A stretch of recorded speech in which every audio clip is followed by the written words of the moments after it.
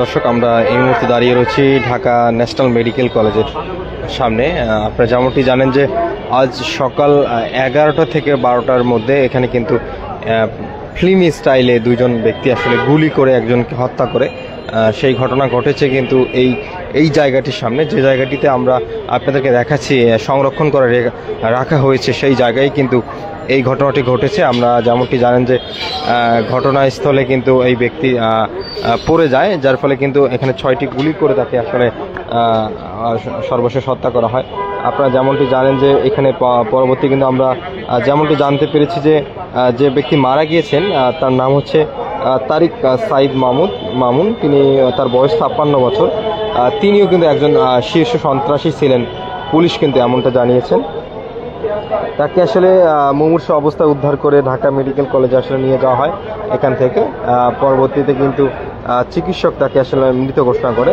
এটি নিশ্চিত করেছেন লালবাগ বিভাগের উপপরিচালক কমিশনার ডিসি মল্লিক আহসান উদ্দিন শামীম। তিনি বলেন যে নিহত ব্যক্তি যিনি মারা গিয়েছেন তার নাম হচ্ছে তারিক সাইদ মামুন। তিনি শিশু সন্ত্রাসী ছিলেন।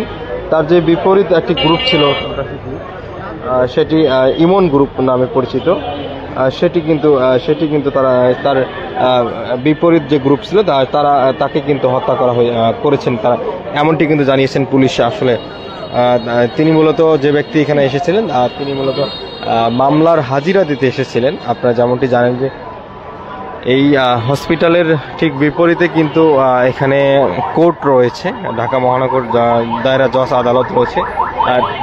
সেখান থেকে হয়তোবা তিনি হাজিরা দিয়ে যখন বের হন তাকে কিন্তু টার্গেট করা হয় এবং তিনি যখন আসলে পালানোর চেষ্টা করার সময় ঠিক ওই মুহূর্তে কিন্তু আসলে এলোপাতারি আসলে প্রকাশ্যে গুলি করা হয়। গুলি করার পরেই কিন্তু তিনি এখানে পড়ে যান।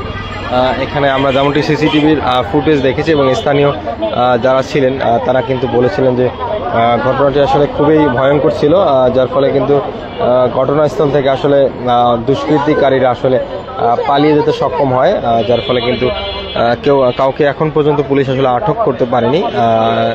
পুলিশ যেটি জানিয়েছেন যে এটি মূলত দুটি সন্ত্রাসী গ্রুপ ছিল, একটির আক্রমণে কিন্তু আরেকজন নিহত হয়, এমনটি কিন্তু বলেছিলেন।